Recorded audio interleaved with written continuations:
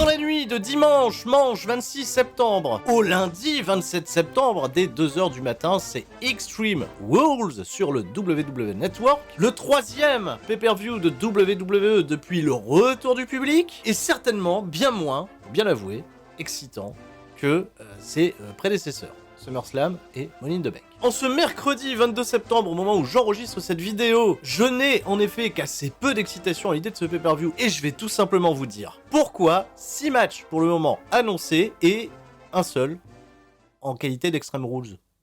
C'est pas censé être le pay-per-view le plus extrême de l'année ? Quoi ? Ça veut plus rien dire ? Eh bien, salut à tous les Sturimaniacs, c'est le moment de parler de cette carte. Mais avant de démarrer les hostilités, il est temps que vous preniez vos agendas et que vous bloquiez la soirée du vendredi 24 septembre à 21h, car je vous donne rendez-vous non pas sur ma chaîne YouTube, non pas sur ma chaîne twitch.tv/Turi316, mais sur la chaîne de Rix Catch, la structure de catch français bretonne pour laquelle j'ai travaillé en date du 7 août, qui diffuse gratuitement son épisode 3, et j'ai très hâte de voir le résultat. J'ai passé un chouette moment de superbes combats et un plaisir de l'avoir commenté aux côtés de Cody de la chaîne des Rebuts du Catch. Alors évidemment, un rendez-vous à ne pas manquer, ainsi que tout aussi le contenu qui arrivera très prochainement sur la chaîne C'est ça le Catch, parce que autant vous dire qu'il y a du très lourd qui arrive là sur septembre-octobre. Extreme Rules, 26 septembre, le kick-off, y a pas de kick-off. Ah oui, mais les enfants, les kick-off, on le sait bien maintenant, c'est annoncé au dernier moment, c'est pour ça qu'on fait également, nous, le super kick-off sur twitch.tv/Turi316 à partir de 20h, probablement, dimanche soir. Et on discutera, on fera une grosse preview collective de tout ce qui va se passer à Extreme Rules, de tout ce qu'on aimerait voir. On reviendra également sur les grands faits marquants de la semaine, notamment All Elite Wrestling, qui fait le Grand Slam, là, voilà, Dynamite, Rampage, des shows totalement incroyables, en tout cas sur le papier, on le découvrira, parce que débrief à venir également sur la chaîne. Mais de son côté, WWF, pas de kick-off, enfin, mais c'est bien la tradition, le kick-off, quel match mérite d'être dans le kick-off ? Évidemment, c'est pas Liv Morgan contre Carmella, annoncé sur la carte d'Extreme Rules, grand plaisir. Oui, la storyline elle est à chier, c'est je t'ai cassé ton nez, t'es peut-être plus la plus belle femme du monde, etc. Elles se sont affrontées plein de fois par le passé dans des combats qui ont jamais dépassé les 3 minutes, mais il y a un sentiment d'engouement en général à l'idée d'essayer de pousser vers le sommet Liv Morgan, et en effet, est-ce qu'elle fait partie de la fameuse team Elle Mérite ? Carmella, c'est également une des catcheuses qui a le plus progressé ces derniers mois. Alors oui, même si la storyline ne m'embarque pas particulièrement, j'ai bien envie de voir ce match, et j'espère qu'il ne sera pas dans le kick-off.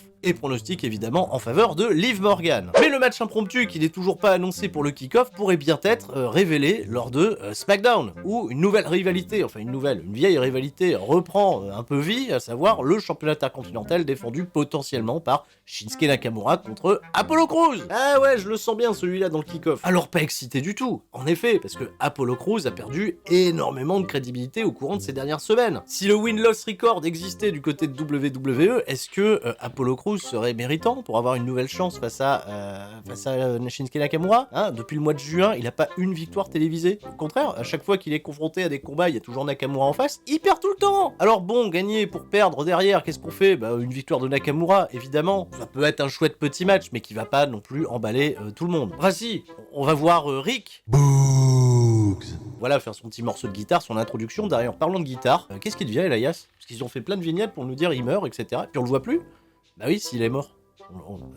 Ah bon. La suite de la carte avec des choses qui sont déjà annoncées. On va rester du côté du show bleu, SmackDown, avec une défense pour les championnats par équipe de la part des Usos contre les Street Profits. Un combat qui avait déjà été télévisé du côté de SmackDown il y a quelques semaines, mais qui s'était interrompu suite à une intervention totalement, gratuite de la part de Roman Reigns, qui est venu casser la gueule à tout le monde et qui a mis fin au combat. De ce fait, les deux équipes n'ont pas véritablement eu l'occasion de se foutre sur la gueule en bonne et due forme, et puis dans un cadre qui ne dégénère pas, sans que cette storyline soit construite pour prendre de l'ampleur et exploser à tel point que, oh là là, ce match, il faut impérativement le voir. Je pense qu'on sera agréablement surpris. En effet, pas de stipulation, du catch tag dans les règles, mais le pronostic ira bien évidemment en faveur des Usos. Ah oui, la Bloodline, on va pas arrêter le buzz ainsi. Championnat des États-Unis défendu par Damian Priest, non plus dans un combat 1 contre 1, mais désormais dans un triple threat match contre Sheamus et Jeff Hardy, qui a battu Sheamus au dernier épisode de Raw, qui s'est gagné une place de participer à cette action dans un triple menace. Alors oui, il n'y a pas de stipulation annoncée, mais c'est un combat triple menace. Jeff Hardy, il est là. Qu'est-ce qu'on attend ? On sort des échelles, on met un petit peu de... On met un peu de folie, on met un peu de piquant dans ce combat, allez, et on rêve à une victoire potentielle même de Jeff Hardy, j'ai envie d'y croire, enfin, il reçoit un soutien toujours aussi fou sur les réseaux sociaux de la part de son immense fanbase, même s'il a été très mal considéré dans son utilisation par WWE au courant de ces derniers mois. Pourquoi pas profiter de cette tension qui est à son maximum entre Damien Priest et Sheamus pour jouer les opportunistes et rafler le titre. Je pense qu'à un moment donné, ça va ni heurter Damien Priest, ni heurter Sheamus si Jeff Hardy arrive champion des États-Unis pour le prochain pay-per-view en Arabie Saoudite. C'est vrai qu'il y a ça. Et j'enchaîne, pas le temps de niaiser, avec les 2 combats féminins de la soirée pour les championnats des branches respectives. Du côté de Raw, Charlotte Flair défend contre Alexa Bliss. Une storyline basée sur des poupées. Bon, il faut quand même bien remarquer que Alexa Bliss est très over auprès d'une grosse partie du public, et même si je ne reste pas convaincu que c'est ce nouveau personnage qui fait exploser son overness, les gens sont peut-être tout simplement contents de la revoir dans une course au titre. Oui, évidemment, tout peut se passer, et la hit très naturelle envers Charlotte Flair de la part de l'audience en grande majorité risque d'exploser encore un peu plus. J'espère de tout mon cœur que les poupées ne seront pas impliquées, pas de magie, juste du catch, parce que oui, j'en suis convaincu, Alexa Bliss en matière de catch, s'il faut élever le niveau, elle peut aller step up du côté de Charlotte Flair pour nous livrer un chouette match de catch. Mais j'ai très peur qu'on n'ait pas ça, et que les poupées vont arriver, que les poupées vont débarquer, qu'on va arracher les têtes des poupées, qu'on va rajouter du drama peut-être pas intéressant, en tout cas, je sais pas, vous êtes excités, moi, à l'idée de voir une storyline qui s'est basée uniquement sur des poupées. Enfin bon, je suis peut-être léger quand je dis uniquement sur des poupées, parce que la dernière promo à Raw était pas si mauvaise, il y avait un bon fond derrière ça, et notamment des vérités balancées par Charlotte Flair. Enfin bref, mon pronostic ira, cela dit, en faveur d'une victoire de Charlotte Flair, et en revanche, je ne sais absolument pas qui construire derrière pour aller la défier, mais ça tombe bien, il y a une draft qui arrive, hein, les 1er et 4 octobre. Nouvelles challenges, tout ça, ça va être pas mal, hein, surtout pour Bianca Belair.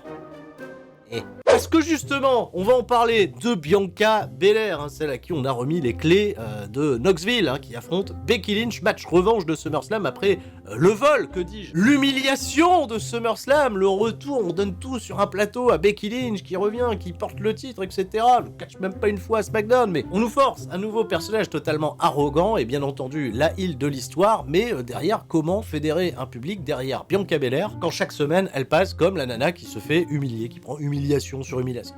C'est pas logique. Et j'entends, bien entendu, dans les commentaires, les gens qui me disent mais où est Sasha Banks en fait? Elle doit attendre gentiment son tour, elle doit attendre sa place.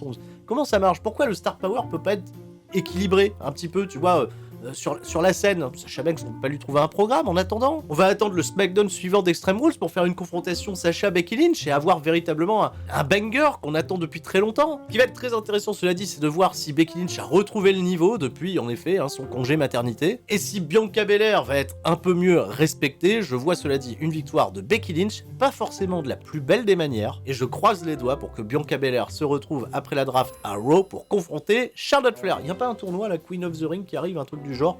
Ce serait pas mal pour Bianca Belair.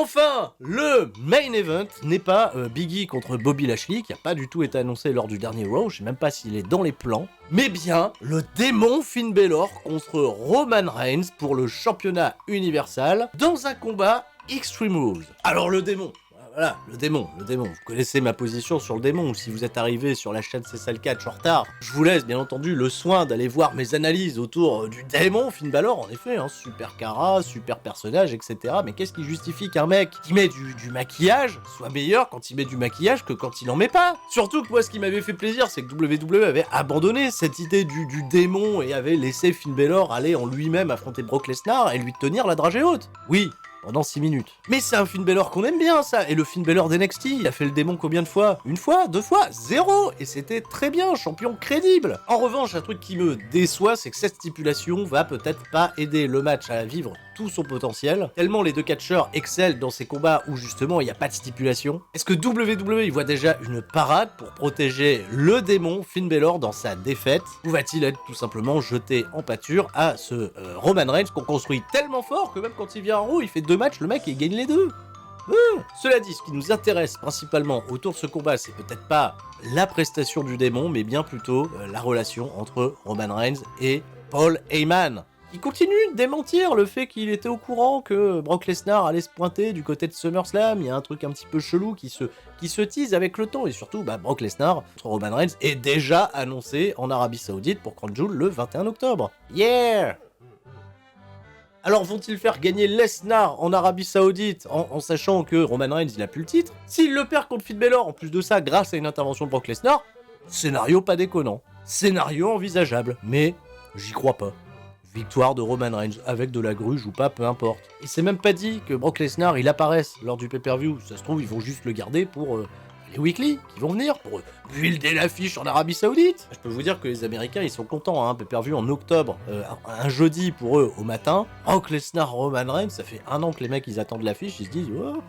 Et ce sera tout pour mes prédictions, les prédictions du Sturistradamus pour ce Extreme Rules, je le rappelle, dimanche 26 septembre à 2h du matin, donc dans la nuit évidemment, en français, commenté sur le WWE Network par Christophe Ajus et Nadir Mohamedi. Même si mon excitation n'est pas forte, je veux que tout le monde reste fort. C'était Sturi. Ciao, bye bye.